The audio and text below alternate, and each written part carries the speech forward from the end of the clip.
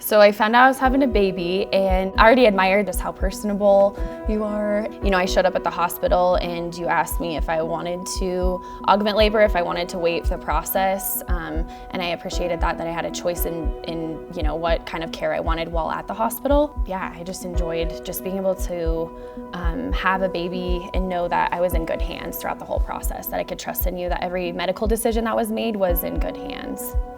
And it was just a lot of fun because we got along well before, and it was just, you know, it's a cool thing to be growing a baby and be able to watch you grow in your mama's belly, and then not ratting out that you were a girl, even though I did know, but I said I didn't know. So it could be a surprise for mommy and daddy.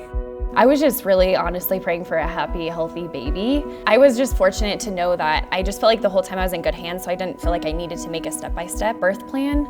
But I think that it worked out because of a great team too, from the delivering provider to the midwife that was there to my laboring nurse. I think it's neat because at St. Mary's they work so well together as a team and make you feel like you're well taken care of. And I think that's important too, that it was a conversation. Like we knew each other, we felt comfortable chatting.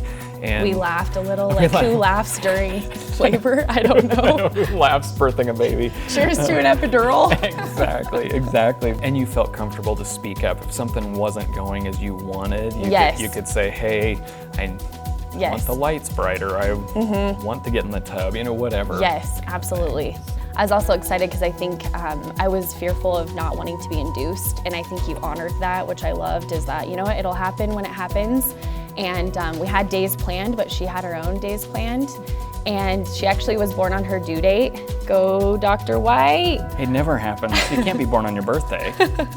For me, I want to know what's important to you in labor, and some folks have preconceived notions, and I like to joke around about it a little bit too, and saying, you know, the biggest thing for me on a birth plan is to look through and make sure I want a birth hanging off a chandelier is not on there. And if there's anything that's atypical or, you know, that's very specific, that we can go over that in advance so there's no surprises for anybody. Right.